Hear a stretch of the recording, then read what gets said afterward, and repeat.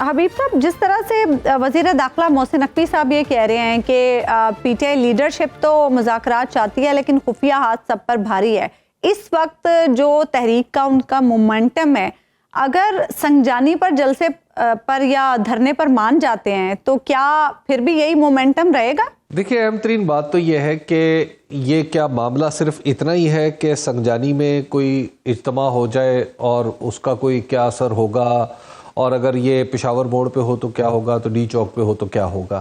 معاملہ اب یہاں تک رہا نہیں ہے، یہ معاملہ اس طرح سلجھنے والا نہیں ہے۔ سنجانی میں کر لیں اس کو، ڈی چوک میں کر لیں اس کو، کہیں اور کر لیں۔ حبیب صاحب، بیلاروس سے ابھی مہمان بھی تو موجود ہے نا ملک میں۔ دیکھیے، بیلاروس کا ہمارے لیے ہر ملک محترم ہے، اور ہر ملک کے جو بھی لوگ ہیں ہم ان کو خوش آمدید کہتے ہیں، اور پاکستان میں وہ آئے تو ہمیں ان کی عزت کرنی چاہیے، لیکن یہ ہمارا داخلی معاملہ ہے اور یہ اجتماع کسی باہر کے ملک کے خلاف نہیں ہو رہا، یہ پاکستان کی داخلی سیاست ہے، اس لیے اس میں تو یہ پریشانی نہیں ہے، اور کل وہ چلے جائیں گے تو کل چلے جانے کے بعد اس کا مطلب ہے ڈی چوک حلال ہو جائے گا، ڈی چوک میں جائز ہو جائے گا دھرنا، پھر یعنی اب یہاں پہ کر لیں تو پھر تو کوئی پرابلم نہیں ہوگی۔ دیکھیے عظمیٰ، ہم اب تک جو ہے وہ صرف آپٹکس کی بات کر رہے ہیں، ہم سب لوگ پاکستان کے اندر یہ چاہ رہے ہیں کہ میری بات مانی جائے، چونکہ میں یہ ہوں اس لیے میری بات مانی جائے، تو اس طرز عمل سے تو پاکستان آگے نہیں بڑھ سکتا۔ یہ پاکستان کے بارے میں ہمیں یہ سمجھنا چاہیے کہ پاکستان ہماری اناؤں سے بھی بڑا ہے، ہمارے عہدوں سے بھی بڑا ہے، ہمارے اختیار سے بھی بڑا ہے، ہماری پسند اور ناپسند سے بھی بڑا ہے۔ پاکستان کے اندر ہم سب لوگوں کو ایک دوسرے کے ساتھ مل کر رہنا ہے، مل کے چلنا ہے، تو اگر کسی کو بھی مائنس کرنے کی کوشش کی جائے گی یا کوئی یہ سمجھ رہا ہے کہ میں اپنے اختیار کے بل پر کسی کو مائنس کر لوں گا، تو یہ بات غلط ہے۔ پاکستان کا ایک دستور ہے، چلیے اس دستور میں ایک نامناسب تبدیلی بھی ہوئی ہے، لیکن بہرحال وہ دستور ہماری بقا کی ضمانت دیتا ہے، تو اس لیے ہمیں مل جل کے آگے بڑھنا چاہیے، ہمیں آگے بڑھنے کی سوچنی چاہیے۔ یہ سنجانی اور یہ کرنا جی، یہ جو ڈی چوک، اس میں کوئی فرق نہیں ہے۔ احتجاج پاکستان کے ہر شخص کا حق ہے، یہ ہمارا ملک ہے، ہمارا گھر ہے، ہم اس گھر کی حفاظت بھی کرنا جانتے ہیں اور یہاں پر اپنا رونا بھی جانتے ہیں۔ بات چیت تو تب ہونا حبیب صاحب نہیں مل رہا ہوگا تو ماتم تو کرے گا نا، جب ایک طرف سے بات چیت کرنے کی چاہ ہو اور دوسری طرف سے اعتماد بھی ہو، بات چیت تو تب ہونا۔ اب آپ خود دیکھ لیں، 72 گھنٹے ہو گئے ہیں تقریباً، اور ابھی تک معاملات جوں کے توں ہیں، کسی نے بھی کوشش نہیں کی کہ کسی طریقے سے معاملات کو تھوڑا سلجھایا جائے۔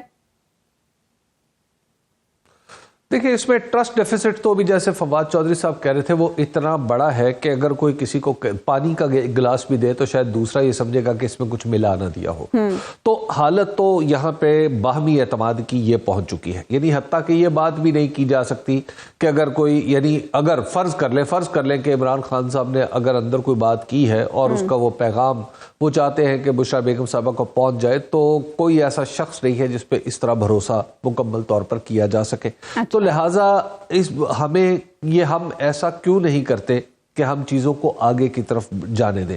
یہ جو لوگ ہیں، اگر یہ عمران خان کی رہائی کا مطالبہ کر رہے ہیں تو اس کا مطلب تو صاف ظاہر ہے کہ آپ انہیں ان کے مطالبے پہ غور کریں۔ اس میں یہ کون سی بات ہے؟ یہ کیا اس میں کسی کی شکست ہے؟ یعنی وہی جو فواد چودھری بات کر رہے تھے کہ پاکستان کے اندر تو عدلیہ کے اندر ہم نے اپنی آنکھوں سے دیکھا ہے، مولانا فضل الرحمان اور مریم نواز صاحبہ نے عدالت کے دروازے پہ ہجوم کیا تھا، اور پھر بعد میں مولانا فضل الرحمان کا یہ قول بالکل ریکارڈ کے اوپر ہے، انہوں نے کہا کہ جب سے ہم نے یہ کام کیا تھا اس وقت سے عدالت کا طرز عمل بھی درست ہوا ہے، اور اس کے بعد پھر مولانا فضل الرحمان خود ہی اور ان کے ساتھ بہت سارے دیگر اکابر علماء عدالت کے دروازے پر انہوں نے ہجوم نہیں کیا تھا، تو کم از کم عدالت کو بتایا ضرور تھا کہ مورچہ زن ہے ہمارے چاروں طرف لوگ، تو اس وقت بھی عدالت نے اپنا طرز عمل بڑا بدل لیا تھا۔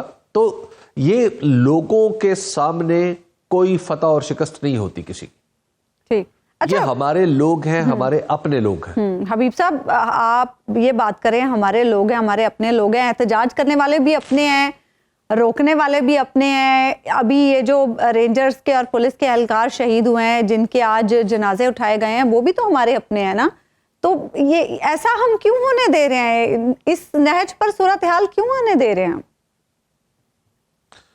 देखिए इसकी जिम्मेदारी तो अल्टीमेटली हुकूमत पे होती है, यानी अपोजिशन तो एहतजाज करती है और अपोजिशन का इस्तेहकाक है, यही जमहूरियत की खूबसूरती है, यही पार्लिमानी निज़ाम का हुस्न है।